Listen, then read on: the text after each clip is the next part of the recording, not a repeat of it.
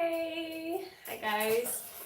Here I am in my studio. I got all the lights going. So I haven't been here in a while. Some updates. I cut my hair. I didn't mean for it to be this short, but my friend was over here and she was giving me a haircut, and it felt so good because she kept touching my hair, and I was so sleepy. And then I felt my hair and I was like, what? It's so short. I totally didn't think she would cut it this short, but she did. And so I think it's fine, but I'm definitely waiting for it to grow up because I love long hair. Anyway, another update, my daughter started her school, so I'm probably going to go live a lot more often and hopefully on a schedule. I'm thinking I'll be going live like Tuesday, Thursday around 11 or 12, so I think that'll be fun.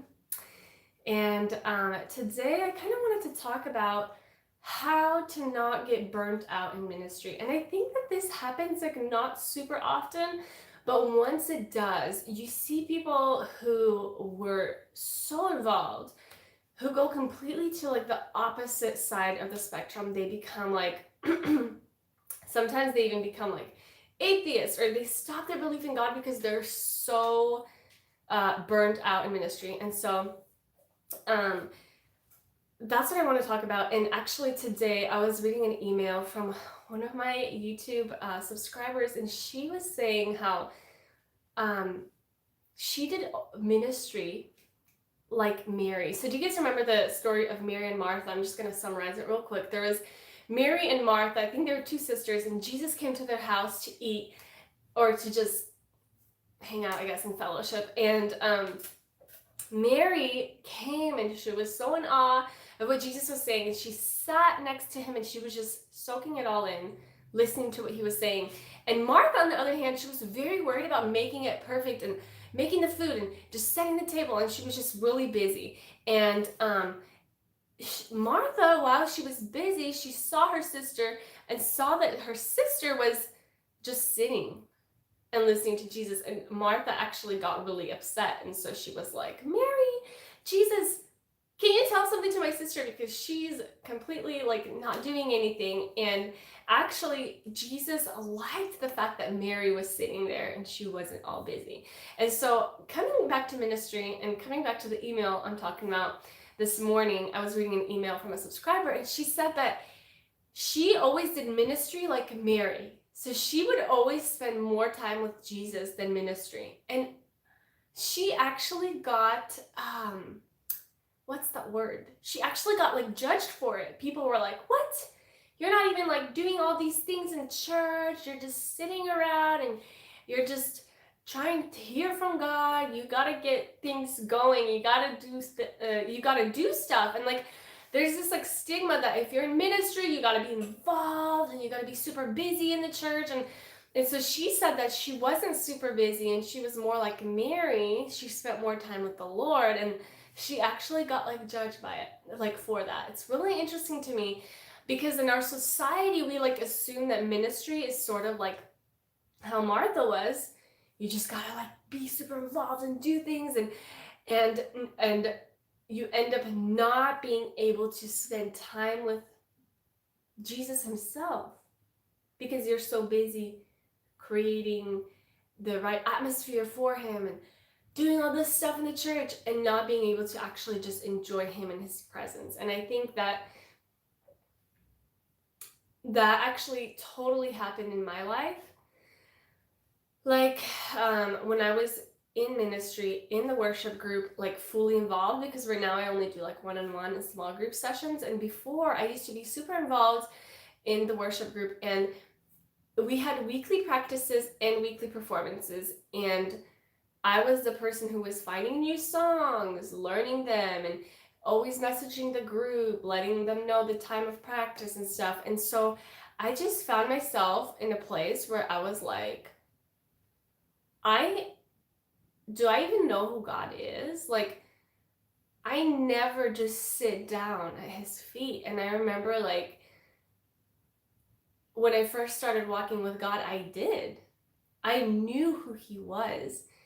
I spent time with him. And then when I got involved in ministry, that stopped. Like, I stopped spending time with him because I was so busy. Like every time I was at the piano, instead of just worshiping him and just playing and not focusing on piano and just worshiping, I was focused on learning that new song. It was like, oh Lord, but this is for you. This is for you. And I'd be like learning the song, on piano. And instead of just spending that time with him at the piano, I would end up just like, ooh, this is a nice song. And how would I sing this on stage? And I would just kind of like, sing it through and practice it. And I just totally missed the point. Totally missed the point until I just like got that epiphany one day. It's like, I don't even know him. I don't even know him. I haven't talked to him in so long. I'm so busy with all this stuff. So I completely, that was the time when I was pregnant with our first child. So I was feeling very nauseous. Anyway, so I took a break from the worship group and I ended up just like spending time with him. And that's actually where I got the idea to create this channel, is when I was just spending time alone with God. And I was like, Lord, just talking to him. And that's when I got the idea, like, why don't you create YouTube videos? And so that's when it all started, is when I, kind of took a break. But my point is that I'm not saying that ministry is bad, and it's very important to actually minister and use your gifts and talents for the church and, leading people into worship and experiencing his presence. But it is not the main point. The main point is Jesus, kind of like Mary and Martha. I think Martha had a good heart. She really wanted to, make the atmosphere just nice and welcoming, and she wanted for it to be good, but she was sort of like, that stole her away from being with Jesus. And so if you're in ministry, that's one thing I want to tell you. Do not allow the ministry to steal you away from the presence. And remember that being in the presence is the number one thing, because he is the reason why we go on stage and worship, why we go to church and worship. And so I just wanted to share that with you guys. The email that I read was so inspirational from one of my subscribers. And if you have something that you would love to share, either share now in the comments or email me. I love receiving emails, and I love replying. Sometimes it takes me a while because I'm the only one replying. I don't hire any kind of virtual assistants or anything. So sometimes it takes a while for me to reply. But if you have like something that you learned as a worship leader, please email me. If you go to my website, you have like this contact thing. Just press on the contact and share your lesson with me. Like, what did you learn as like, maybe ministering anywhere in the church, whether you're playing drums or guitar, because I have a lot of people who are learning piano and they already play drums and guitar. So yeah, share that with me. And I'm gonna finish this off with one more story. So on Facebook, I'm a part of like some like worship groups. They're like for anyone who does worship. And so there was this one group, and someone asked, as a worship leader, what was the biggest thing you've learned from doing ministry for like, 5+ years? And a lot of people, like, there was so much comments and there was so much discussion in that one post, and people were posting like, I learned to not be as hard on my team members, or I learned how to communicate with team members, and I learned this and that.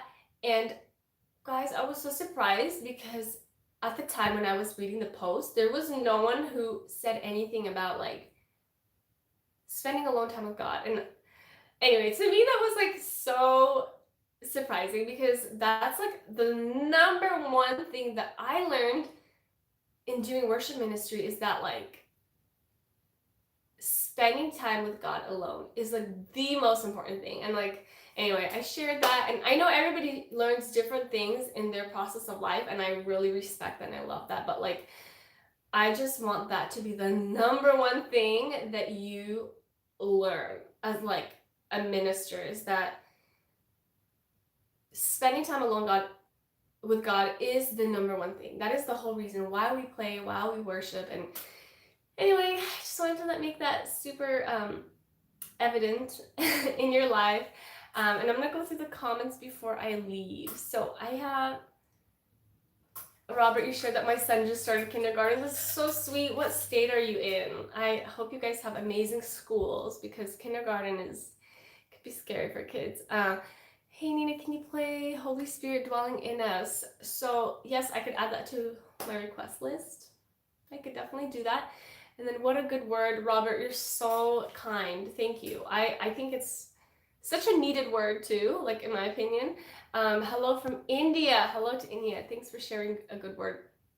Thanks. I honestly want to go on here and just talk about all things ministry and worship. Like, I love talking about this stuff. Love the haircut. Thank you so much. I know if you listen to the very beginning of the video, I said that I wasn't gonna make it this short, but anyway, hello from Alabama. Hi.